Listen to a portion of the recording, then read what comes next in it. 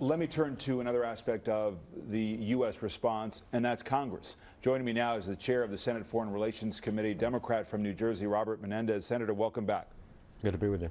Let's talk about the U.S. response. You said back in March that American security assistance to Egypt cannot be a blank check. Do you think the administration failed to exert the pressure, $1.5 billion in U.S. aid to Egypt, to put more pressure on Morsi at a time when he was becoming a wayward leader? Well, I do think that the reality is that this is a very nascent democracy. This country doesn't have a history of democracy, and what we expect of democracy overnight is not something we're going to see here. So we were trying to nurture along a path that would move to what really needs to happen, which is an Egypt for all. The only way that Egypt will succeed is if it's an Egypt for all, and that means a participation in the government of all different sectors of Egyptian society. And so the reality now is, what do we do? And using our assistance as leverage at the end of the day. So how do we do that? To ensure that we end up with an Egypt for all. I'm sorry? How do we use that leverage now?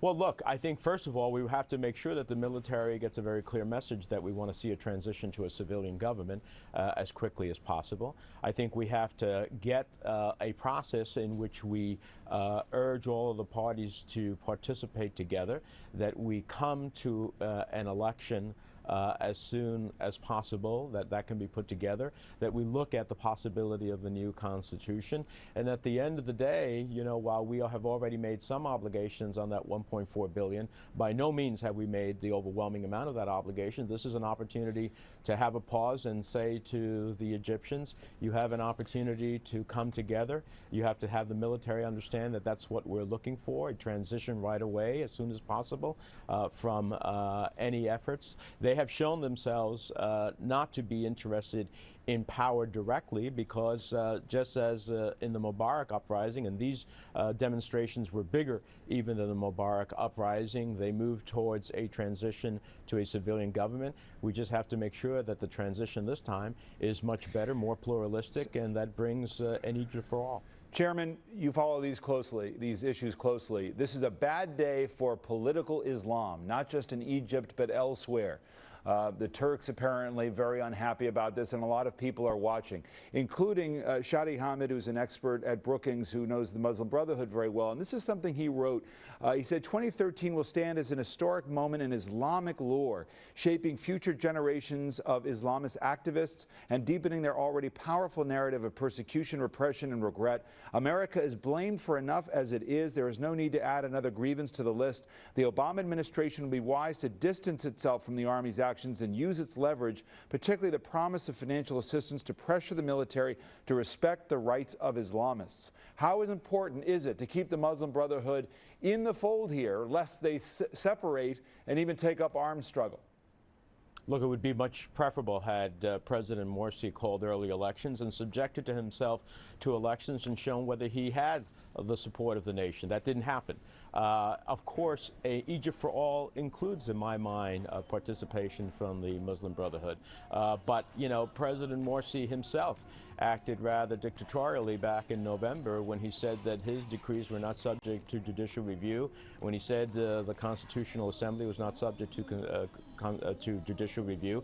So at the end of the day, while I would have liked to have seen early elections and then see him test his support among the people, and the people would have had a choice, and therefore less likely to have them be further be radicalized, at the end of the day, that's not what happened. So now the question is, can we bring everybody together to create a more inclusive society in terms of the representation that it has in government? If we can do that, then Egypt has a possibility. I agree with Tom Friedman that if in fact if it's not an Egypt for all, then succeeding in the future, in addition to the political issues, the tremendous economic challenges that exist. But we have vital national security interests here. We care about transit through the Suez Canal. We care about the Sinai. We care about not having attacks from Gaza into Israel.